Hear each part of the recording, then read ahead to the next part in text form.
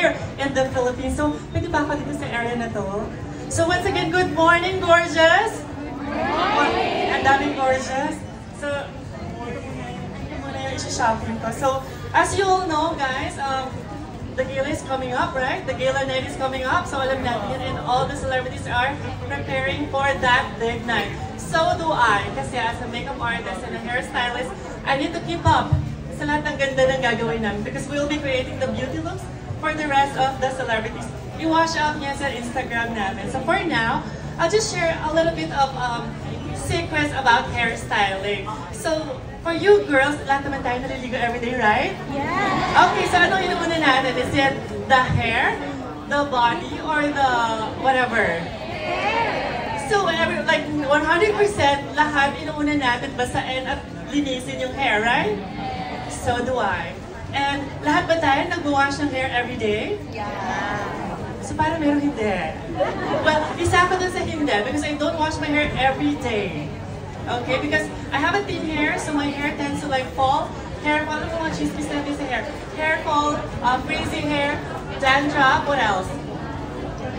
Dryness, breakage, ang dami natin problema, and hair is one of the biggest problems bago tayo makaalis ng bahay, right?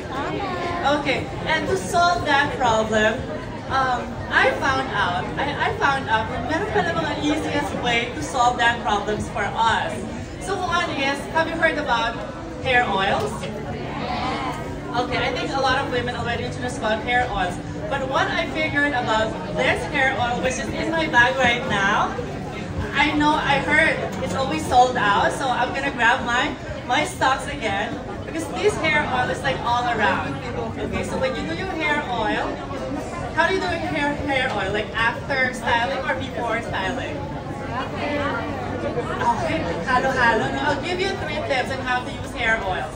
First, right after shower, diba, damp hair, right? Parang wear a minimum amount, like 2 pumps, depende kung gaano ka-haggard yung hair nyo. So, if it's too haggard, 2 or 3 more is needed. And when you apply your hair oil, it should start from the end. Pero pag yung hair is sobrang haggard, as in, kailangan ilibig. So what you have to do is like, you use your hair oil as a mask. So pwede nyo siyang i-leave, pwede siyang yung mga shower cap na available, pwede nyo i-leave siya. Starting all from the roots down to this part. Do not put oil on your scalp. Okay? And then, so that's 3. And then right after like styling your hair, you can actually like put 1 drop. 1 drop is enough to like make your hair shinier, healthier, like healthy. So kind of araw-araw kami nasa photo shoot these days. The hair is, I'm trying to keep my hair like healthy. So one more tip, ito extra tip to guys. Since I wash also, I stay at home at night. I use like either conditioner or hair mask at night, which is yung dulo lang. Para yung dulo, hindi siya nakaka-haggard. Kasi alam niyo yan, minsan alam niyo tayo lang namang girls yung makakapansin sa bawat isa. Pag may nakatabi, ay, haggard sa hair niya. Di ba? Parang aminin niyo yan, ginagawa niyo yan. So with that, let's avoid that kind of parang damage to our hair.